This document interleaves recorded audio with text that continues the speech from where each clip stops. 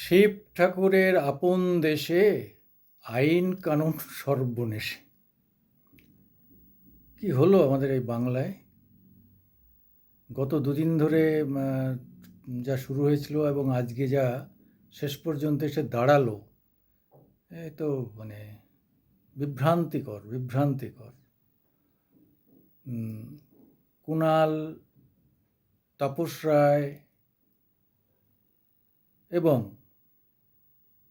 Sudip Chattopadhyay, Sudip Banerjee, Sudip Bandyopadhyay, sorry, Nayana বন্দ্যোপাধ্যায়ের স্বামী সুদীপ বন্দ্যোপাধ্যায়, এই যে তিনজনের যে একটা ভয়ঙ্কর মানসিক লড়াই থেকে আরম্ভ করে এটা সেই পূর্ব ঘটিত বিভিন্ন ঘটনা সামনে এনে এটা ঘটনাবহুল সব সামনে আসছিল। তার কি ভয়ঙ্কর পরিণতি হলো তা আমরা দেখলাম। তাপস রায় এত স্বল্প দিনেই মানে 2-3 দিনের ঝগড়ার পরেই পদত্যাগ করে দিলেন। এমএলএ বিধায়ক থেকে পদত্যাগ, খুব বড় সিদ্ধান্ত। তিনি বিধায়ক থেকে পদত্যাগ করলেন এবং সমস্ত সরকারি কমিটি থেকে পদত্যাগ করলেন। কি হলো এমন ভয়ঙ্কর ঘটনা? তো ভেবেই হিসাবে মিলছে না, হিসাবে মেলানো যাচ্ছে না। আবার তার সঙ্গে এসে অভিজিৎ গঙ্গোপাধ্যায়,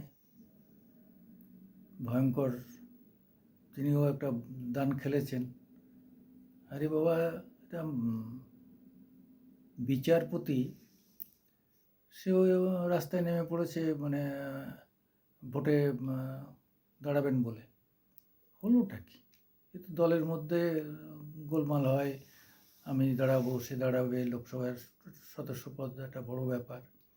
এবার সেই রেসে সে দৌড়ে এসে দাঁড়িয়ে গেলেন আমাদের অভিজিৎ গঙ্গোপাধ্যায়। সব মিলিয়ে দিনটা খুব একটা ভালো গেল না, ঘটনাবহুল। এবং কেন, প্রশ্ন উঠছে, কেন দিদি বা অভিষেক বন্দ্যোপাধ্যায় তাপসকে যেতে দিলেন? তাকে একটু ইন্টারফেয়ার করলে, এটা নিয়ে একটু বসে ঠিক করলে সবটাই হয়ে যেত। দিদি হয়তো বাইরে আছেন, তিনি তো বলতে পারতেন আমি বাইরে আছি, আসি, তারপরে দেখা যাবে। তিনিও অদ্ভুত নীরবতা পালন করলেন বলে এদের অভিযোগ। হ্যাঁ, সেই নীরবতা থেকেই নীরবে এক এক করে সব ঘটনা ঘটে যাচ্ছে। এটা কি করে হবে? তো মুশকিল। সামনে লোকসভা নির্বাচনের মুখে যদি এরকম একটা ভাঙন বা একটা হইচই হয় দলের মধ্যে, বিভিন্ন রকম প্রক্রিয়া চালু হয়ে যায়, তাহলে তো খুবই খারাপ হবে। তাহলে কি করা যেতে পারে? সবাইকে একটু শান্ত হতে বলা ছাড়া তো আর কিছু নেই। নির্বাচন সামনে একদম 2 মাস, তার মধ্যে যদি এই ধরনের হয়, এদিক রুট মাস শুরু করে দিয়েছে প্যারামিলিটারি ফোর্স বিভিন্ন জায়গায়, জানান দিচ্ছে যে সহজে ছাড়া হবে না। ফলে এই সময় কাউকে ছেড়ে দিলে বা বিজেপিতে গেলে তাতে কী লাভ হবে? এটা তো লাভ হবে না। এসব নিশ্চয়ই আমাদের থেকে রাজনীতি যারা করেন তারা আরও ভালো বোঝেন, দিদি আরও ভালো বোঝেন। কিন্তু ভালো বোঝার তো একটা থাকতে হবে। যেতে দিলেন কেন? তিনি তো ঠেকিয়ে রাখতে পারতেন, তারপরে দেখা যেত। হ্যাঁ, হতে পারে বিজেপির ভয়ঙ্কর একটা গতি এসেছে পশ্চিমবঙ্গে। যে যাই বলুন না কেন, লুকাতে যে চেষ্টা করুন না কেন, এবং ওই ধামাধরা রিপোর্টাররা বা ধামাধরা কাগজরা যাই বলার চেষ্টা করুক না কেন, বিজেপি এখানে আপসার্স। বিজেপি কিন্তু বাড়ছে। এবং পিকের ইউটিউবে দেখলাম, পিকেও সেটা বলছেন যে বাংলায় যদি কেউ মনে করে যে বিজেপি ছন্নছাড়া, তা নয়। বিজেপি অনেক সংগঠিত এবং আপসার্স করছে, আরও তাদের বাড়ছে আর কি। স্বভাবতই একটা ইনকামবেন্সি ফ্যাক্টর কাজ করছে শাসক দল তৃণমূলের বিপক্ষে। এরকম একটা সন্ধিক্ষণে এসে কী হবে কেউ জানে না, যদিও লোকসভায় কম সিট, বেশি সিট কোনো মানে রাখে না, কারণ হচ্ছে রাজ্য সরকার তো থাকবে, দিদি এখানে থাকবেন মুখ্যমন্ত্রী হিসাবে। এইবার যদি অন্য কোনো ঘটনা না ঘটে, অনেকে বিভিন্ন রকম হুমকি দিচ্ছেন যে লোকসভায় তারা আসলেই এরা এই রাজ্যটাকে ভেঙে দেবেন বিভিন্নভাবে। এমনি আইনগতভাবে ভাঙতে পারবেন না, কারণ হচ্ছে যে সুপ্রিম কোর্ট সেই ইয়েটা দেবে না। তবে যদি কেউ সদস্য পদ মানে বিধায়কদের ভাঙিয়ে এনে সংখ্যাগরিষ্ঠতা করেন, সেটাও পারবেন না, কেন 200-র উপরে বিধায়ক ভাঙিয়ে আনতে হবে, সেটা বাস্তবে সাধারণত সম্ভব হয় না।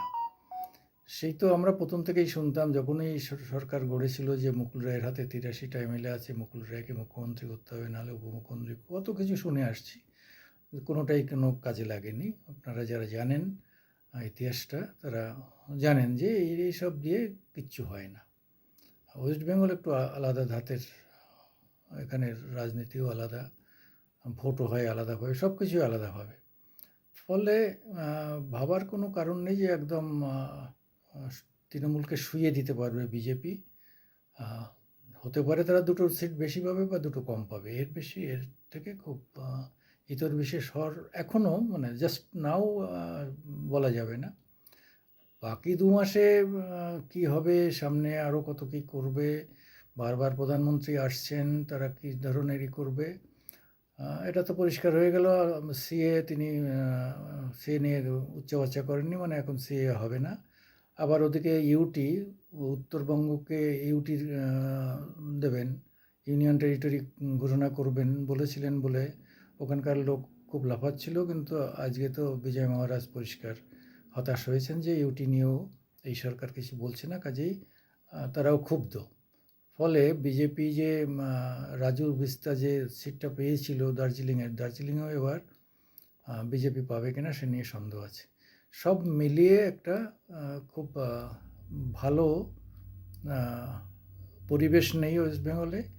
তবে যে যতটাই প্রচার করছেন যে তৃণমূল শেষ হয়ে গেছে, সেটাও সেই প্রচারটাও ঠিক নয়।